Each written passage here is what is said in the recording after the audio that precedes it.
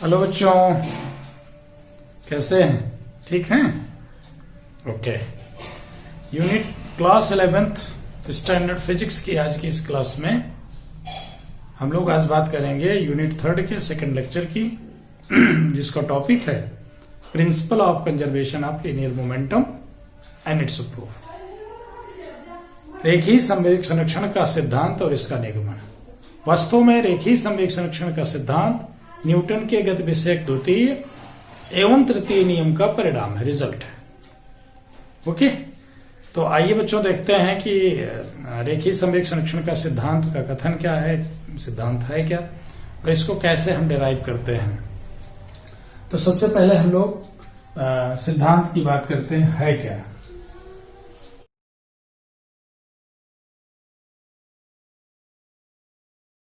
बल की अनुपस्थिति में किसी निकाय का कुल रेखीय संवेग सदैव संरक्षित रहता है, यह कथन है।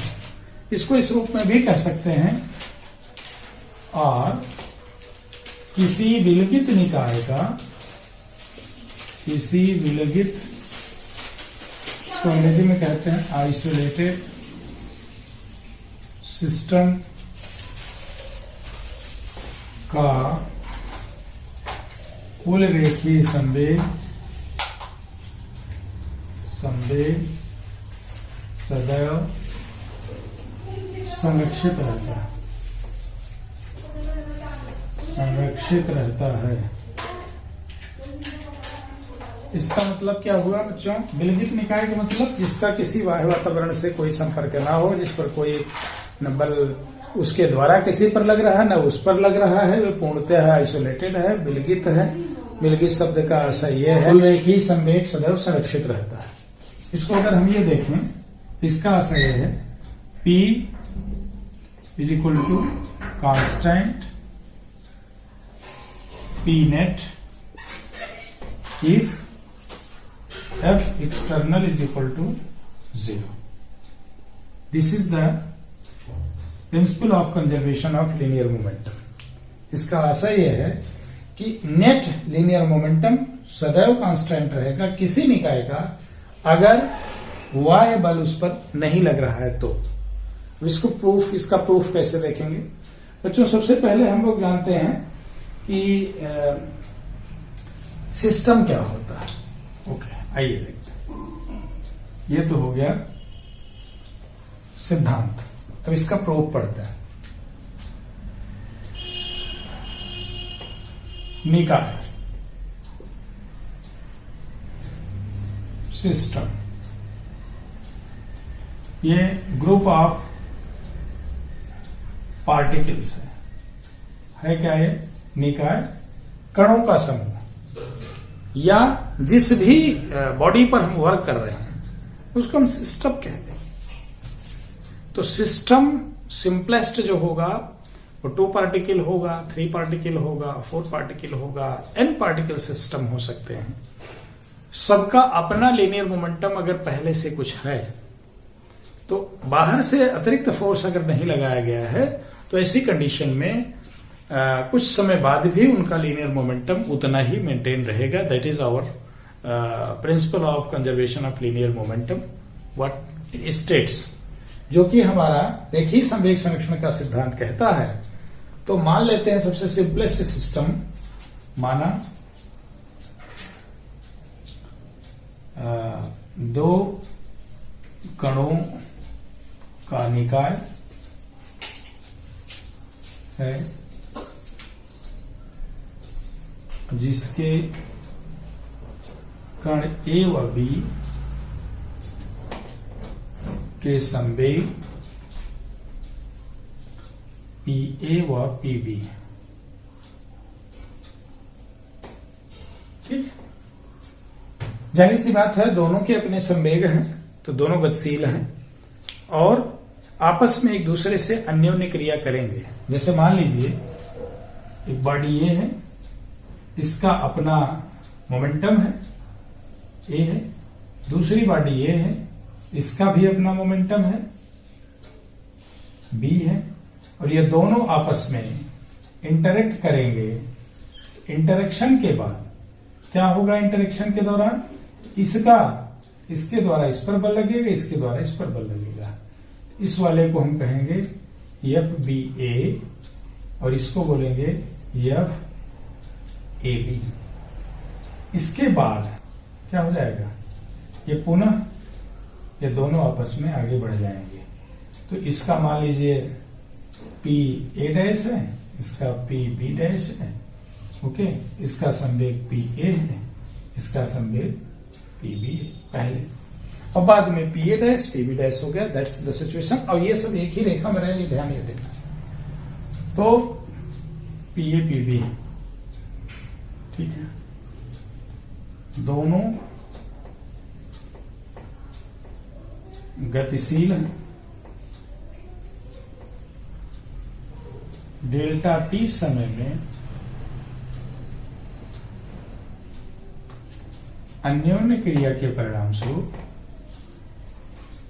अन्योन्य क्रिया के परिणाम स्वरूप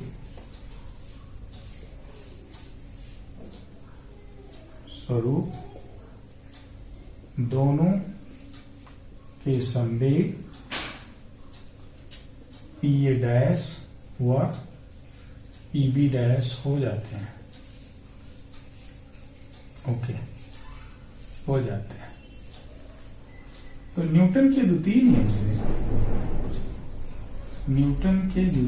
से what actually happens,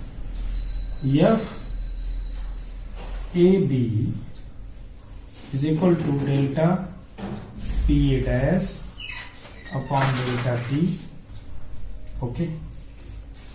What delta PA dash means, PA dash minus delta PA कहेंगे, delta PA means PA dash minus PA, okay. ये बात हो गई। अब यहां पर ये हमको पता चल गया कि ये होगा, और इसको हम लिख सकते हैं इक्वल टू PA डैश, चलो यही लिखते हैं। इसी प्रकार वस्तु या कण जो भी कहें, वस्तु A द्वारा B पर लगने वाला बल अन्योन्य क्रिया के दौरान, ध्यान रहे कि जो बल लग रहा है किस समय लग रहा है, अन्योन्य क्रिया के दौरान लग रहा है। तो FBA is equal to delta PB upon delta T. What delta PB means? Delta PB means PB dash minus PB, okay, ठीक। हम लोग दो बात जान गए। अब न्यूटन थर्ड लॉ क्या कहता है, न्यूटन के गति के तृतीय नियम से क्या बात हम लोग जानते हैं, FAB is equal to minus FBA। इसका मतलब ये हो गया delta PA upon delta T plus is equal to minus delta PB upon delta T। और इसको और हम सब हल करें तो मिलेगा delta PA plus delta PB is equal to 0, क्योंकि अपॉन डेल्टा T है, इधर चला जाएगा, 0 हो जाएगा। इसको हम ऐसे भी कह सकते हैं PA dash minus PA plus PB dash minus PB is equal to 0। That means PA dash plus PB dash is equal to PA plus PB है, it's equal to constant. That means that thing. ये हो गया।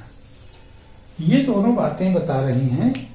देखिए हमने पहले ही लिखा है, दो कणों का निकाय है, दो वस्तुओं का निकाय है, और दोनों कणों के यानी दोनों वस्तुओं के संवेग पहले से हैं कुछ, और उसको मान लिया पीए पीबी संवेग है, यानी दोनों वस्तुएं आपस में गतिशील हैं।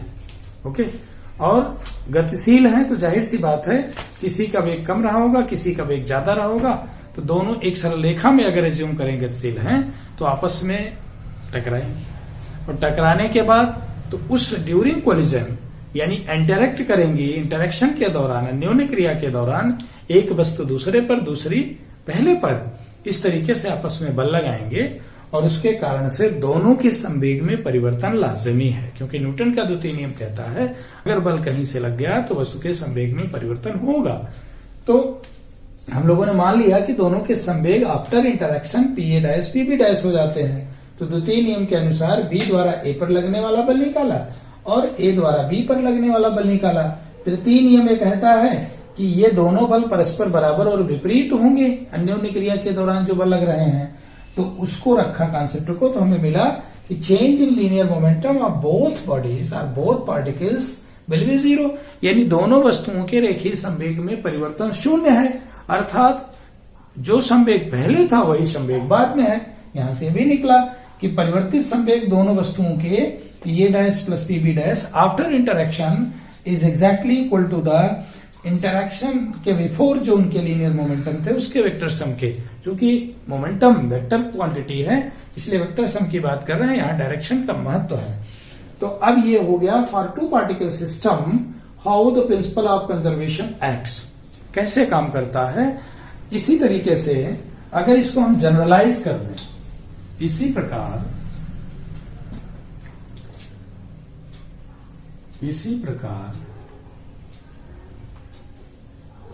यदि निकाय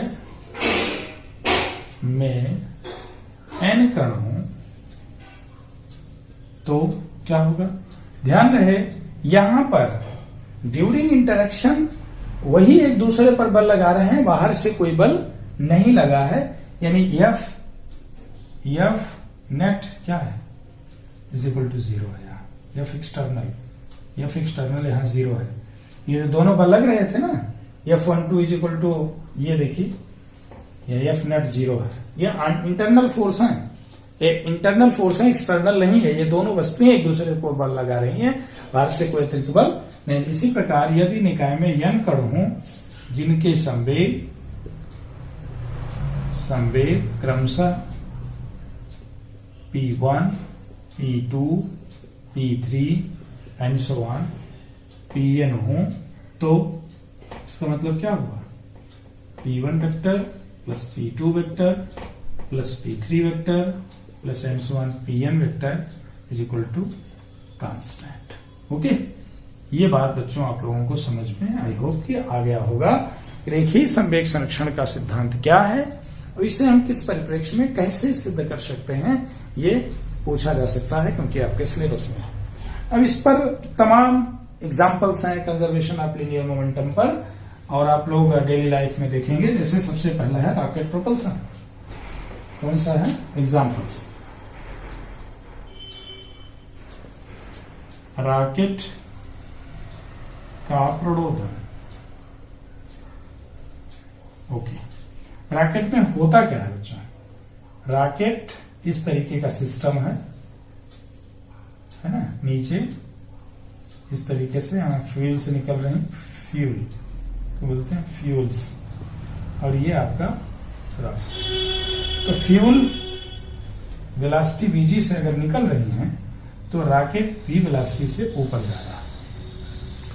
इसमें हो क्या रहा है, पहले रॉकेट और फ्यूल का सिस्टम क्या था, 0 पर था, शून्य संवेग था। ओके, और जैसे जैसे फ्यूल पीछे के मतलब फ्यूल अपनी डायरेक्शन में निकलते हैं बैकवर्ड साइड में, तो इसका संवेग कुछ हो जाता है फ्यूल का, और जो रॉकेट सिस्टम है इसको संवेग संरक्षित करने के लिए इसे इस फ्यूल के अपोजिट डायरेक्शन में एक थ्रस्ट लगता है जिसके कारण से मूव करता है। तो कुल मिलाकर के संवेग संरक्षण पर रॉकेट काम करता है, ये आप एक्सप्लेन कर सकते हैं, और इसके आधार पर आप निकाल भी सकते हैं कि कितना थ्रस्ट इस पर लग रहा है और वेलोसिटी कितनी होनी चाहिए। वैसे इसमें क्या होता है कि रॉकेट फ्यूल का जो मास है, फ्यूल का मास तो धीरे धीरे कम होने लगता है, तो पूरा नेट जो सिस्टम है वो जो फ्यूल नीचे की तरफ आ रहा है इसका मास और कम होता जाएगा, तो वेलोसिटी इसकी धीरे धीरे और तेजी से बढ़ती जाती है। सेकेंड पार्ट, किसी व्यक्ति का लिफ्ट में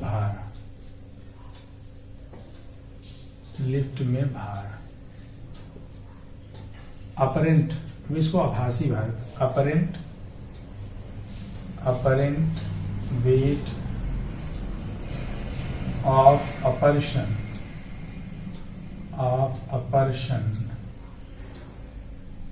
इन अ लिफ्ट। ओके, इसको आभासी भार कह दीजिए, आभास होने वाला। ओके, तो सबसे पहले इस टॉपिक में हम आपको ये बताने वाले हैं कि किसी व्यक्ति का भार होता क्या है। भार आप जानते हैं बल है, गुरुत्व बल है, जिससे किसी व्यक्ति को, किसी वस्तु को पृथ्वी अपनी तरफ आकर्षित करती है। और ये भार होता क्या है? भार W से लिखते हैं, बराबर होता है mass into acceleration due to gravity.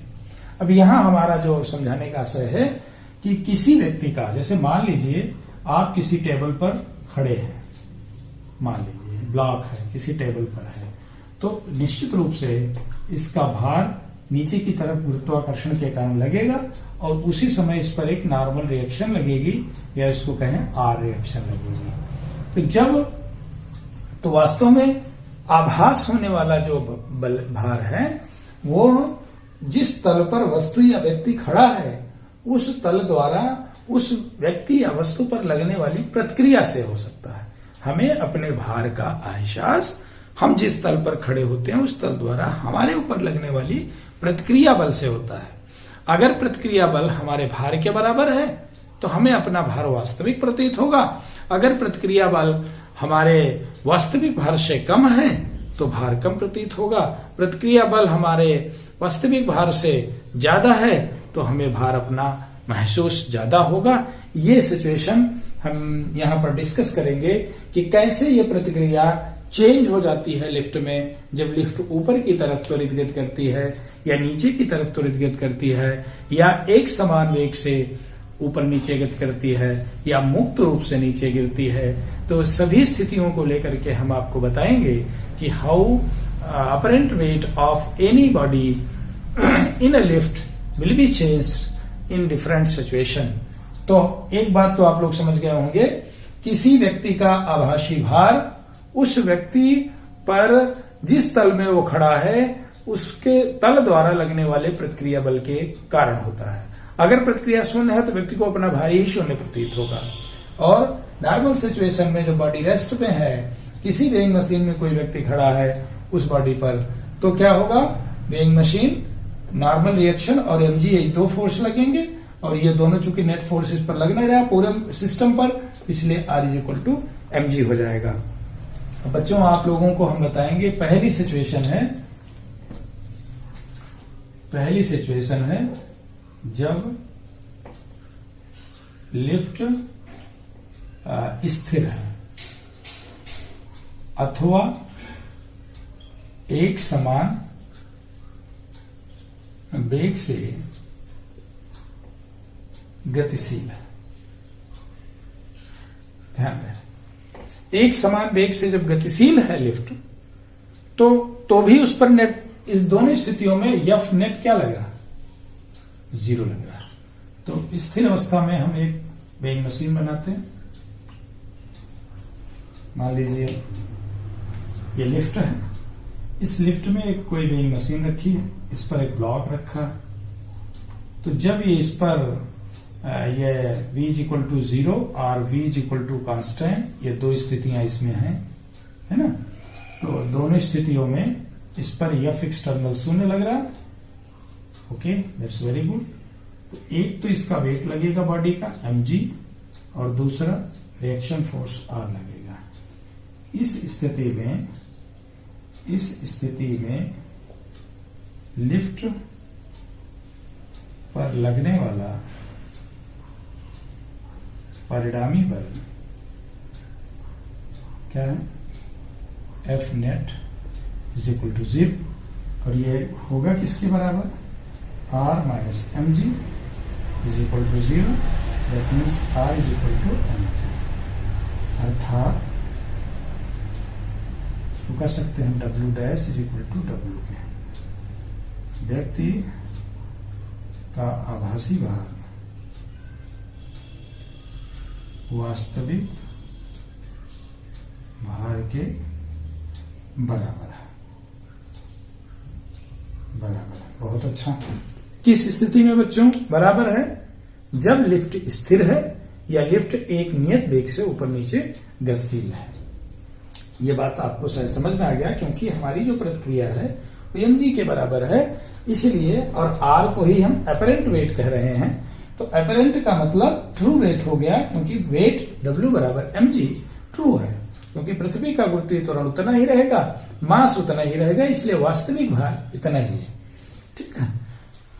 अब दूसरी सिचुएशन यह है कि इस लिफ्ट को हम मान लें, सेकंड सिचुएशन, जब लिफ्ट A त्वरण से गतिशील है। तो पहली, अब इसमें A त्वरण से गतिशील है, तो इसमें केस A ले लें हम ऊपर की दिशा में, ऊपर की दिशा में। जब ऊपर की दिशा में होगा तो उसका फिगर हम बना दें। देखिए क्या होगा।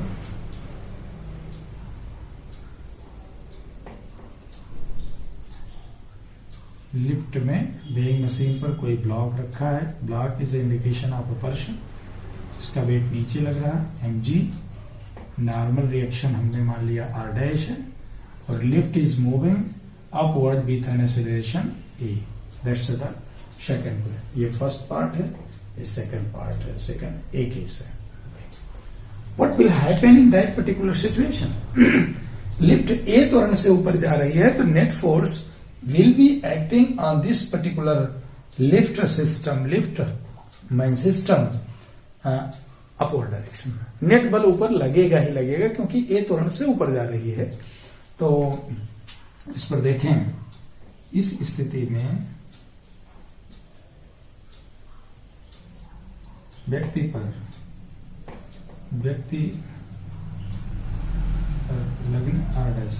लगने वाला परिणामी बल क्या होगा? R dash minus mg is equal to m a। That means R dash is equal to mg plus ma, that is mg plus a R dash is equal to. ये हमारा सेकंड इक्वेशन ऑफ मोशन है।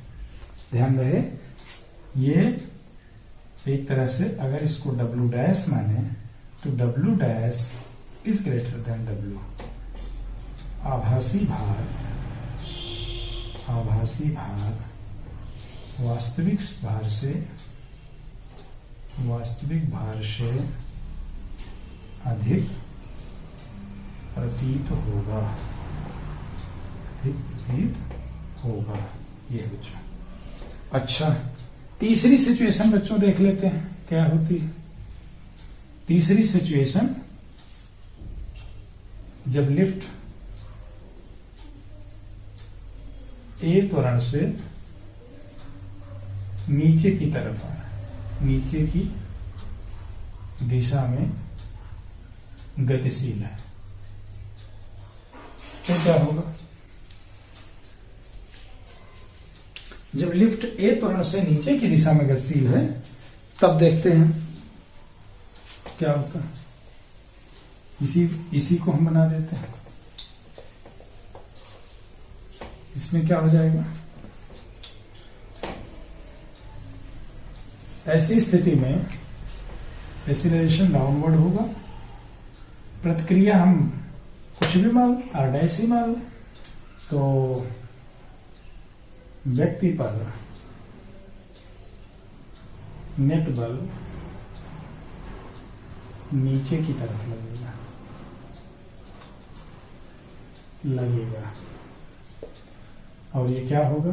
mg minus R dash is equal to ma, that is R dash is equal to m g minus ma, that is mg minus a r dash is equal to w dash is less than w. आभासी भार वास्तविक भार से कम प्रतीत होगा. Okay, that's the nice result. But there is a special situation. परंतु यदि lift की डोरी टूट जाए तो क्या होगा? अर्थात लिफ्ट मुक्त रूप से गिरने लगे. दोनों बातें कह सकते हैं. चौथी केस है, जब लिफ्ट की डोरी टूट जाएगी तो क्या हो जाएगा? a is equal to 0. तो अब आप उस स्थिति में r डैश देखें तो m g माइनस a में हम रिप्लेस कर देंगे g minus g, that is 0. अर्थात ये हो गया w dash is equal to 0. अर्थात व्यक्ति को अपना भार कैसा प्रतीत होगा? शून्य प्रतीत होगा. तो we have got very nice result. पहला रिजल्ट क्या था कि जब लिफ्ट स्थिर है या कांस्टेंट वेलोसिटी से ऊपर नीचे मूव कर रही है, in that very case there is no change in the weight experienced by the body. Weight experienced by a person is exactly equal to the actual weight of that person or that body. But when the lift is moving with an acceleration, if it is moving in upward direction with acceleration a, in that case we have shown that the apparent weight of person or the body seems to be more than the actual weight. But if the lift is moving with acceleration a, downward direction, the apparent weight of the body or the person seems to be less than the actual weight. And we have discussed so far the last case, if the lift is falling freely in accidental situation, when the string of the lift cut down, then the acceleration naturally becomes equal to the acceleration due to gravity, and in that case the normal reaction will become 0, which means that the apparent weight of the body or the person is exactly equal to 0. So तो body और person को अपना भार शून्य प्रतीत होगा. ये कभी कभी बच्चों पूछा जाता है, कंपटीशन में भी पूछा जाता है कि कब वेट ज्यादा होगा, कब वेट कम होगा और कब वेट पर कोई प्रभाव नहीं पड़ेगा. तो ये आज के लेक्चर में हमने आपको दो बातें बताई. पहला, संवेग संरक्षण का सिद्धांत क्या है और कैसे इसको हम डिराइव करेंगे. दूसरा, किसी व्यक्ति या वस्तु का लिफ्ट में भार हम कैसे महसूस करते हैं. ये जो आप नीचे देख रहे हैं ये वेइंग मशीन है जो कि भार को मेजर करती है. और अगले टॉपिक में जब हम मिलेंगे तो हम आपको कनेक्टेड मोशन के बारे में बताएंगे. दो बॉडीज हैं, आपस में एक दूसरे से कनेक्टेड हैं, हॉरिजॉन्टल टेबल पर चल रही हैं, तो उनमें डोरियों में तनाव और त्वरण कितना है पूरे सिस्टम का. किसी एक पुली से लटकी हैं दोनों बॉडीज, तब वो आपस में किस त्वरण और किस तनाव से हैं. और डिफरेंट सिचुएशन में हम आपको मैकेनिक्स की एक तरह से पुली प्रॉब्लम को डिस्कस करेंगे और कनेक्टेड मोशन को डिस्कस करेंगे, जो कि बहुत इंपॉर्टेंट है. Very very many times it has been asked in the competition exams. So प्यारे बच्चों, कभी भी इसको पढ़ना ना भूलिएगा. ये पूरा टॉपिक्स जो आप पढ़ रहे हैं, laws of motion, Newton's laws of motion, या आगे जो हम पढ़ा रहे हैं, आज जो पढ़ाए हैं, आगे जो पढ़ाएंगे, ये सभी बहुत इंपॉर्टेंट हैं. बहुत ही कॉन्सेप्चुअल और बेसिक्स हैं. इनके आधार पर मैकेनिक्स के न्यूमेरिकल्स हल होते हैं, इसलिए इन्हें मिस मत करिएगा. तो आज बस इतना ही. Okay, bye.